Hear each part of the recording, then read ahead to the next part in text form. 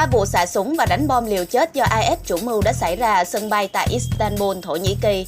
Đêm qua khiến ít nhất 36 người thiệt mạng, trong đó có nhiều người nước ngoài. Thị trưởng Istanbul Vasip Sasin cho biết con số thương vong ban đầu là 28 nạn nhân thiệt mạng và hàng chục người bị thương. Các nhân chứng nói họ nghe thấy 2 vụ nổ vào đêm ngày 28 tháng 6, nhưng Sasin cho biết nhận định của chính quyền là có 3 đối tượng đánh bom liều chết. Đài truyền hình NTV của Thổ Nhĩ Kỳ dẫn nguồn tin từ các bệnh viện cho biết số nạn nhân bị thương khoảng 106 người.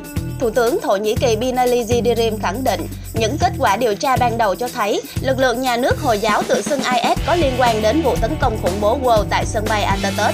Đến nay, ít nhất 36 người thiệt mạng. Ông Yildirim nói với báo chí, theo Reuters, cảnh sát đã nổ súng để ngăn chặn 2 kẻ tấn công khi những kẻ này cố gắng chạy đến một khu kiểm soát an ninh tại sảnh đến của sân bay Atatürk. Những kẻ tấn công đã tự cho nổ tung ngay sau đó. Atatürk là sân bay nhộn nhịp thứ 3 của châu Âu.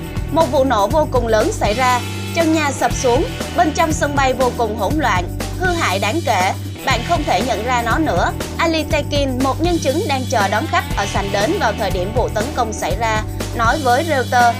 Du khách Paulus, 77 tuổi từ Nam Phi cho biết, một kẻ tấn công còn xả súng loạn xạ ở khắp nhà ga.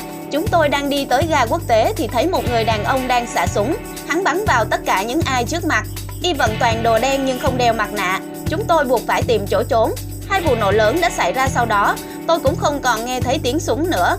Theo Guardian, Bộ trưởng Tư pháp Thổ Nhĩ Kỳ cho biết những kẻ tấn công đã sử dụng súng AK-47 tấn công trước khi tự kích nổ. Nhiều hình ảnh lan truyền trên mạng xã hội về khẩu súng trường được cho là của chúng bị bỏ lại ở sân bay.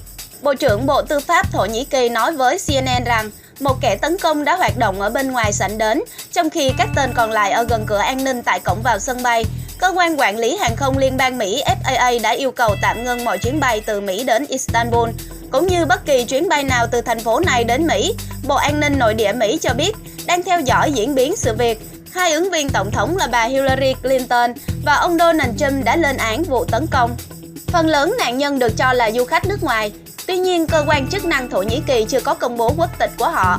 Tổng thống Thổ Nhĩ Kỳ Tayyip Erdogan đã họp khẩn cấp với Thủ tướng Binali Yildirim và các quan chức quân đội. Ông Erdogan lên án mạnh mẽ vụ tấn công và kêu gọi sự hợp lực của các quốc gia, đặc biệt là những nước phương Tây.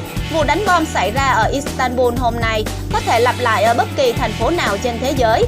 Đối với những tổ chức khủng bố, Istanbul và London, Ankara, Berlin, Izmir và Chicago không có sự khác biệt nào, trừ phi các chính phủ liên kết với nhau để chống khủng bố.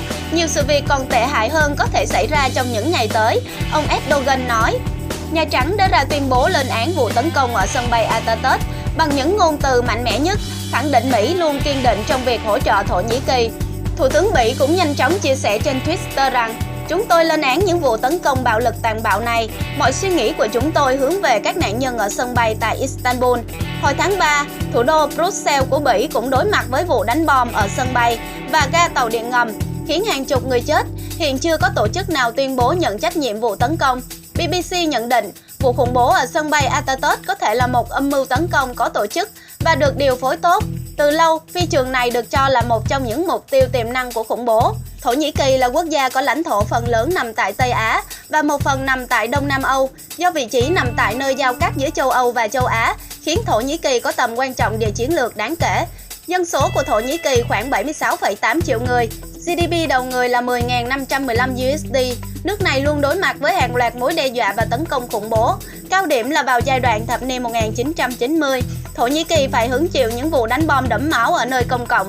Trong vòng 1 năm trở lại đây, nước này cáo buộc những vụ tấn công là do phiến quân khủng bố như nhà nước Hồi giáo tự xưng IS hoặc lực lượng nổi dậy người Kurd gây ra. Thủ đô Ankara từng được đặt trong tình trạng báo động kể từ ngày 10 tháng 10 năm 2015 khi 2 kẻ đánh bom liều chết đã tự kích nổ ở giữa đám đông, khiến 103 người thiệt mạng. Đây là vụ tấn công đẫm máu nhất trong lịch sử hiện đại của Thổ Nhĩ Kỳ.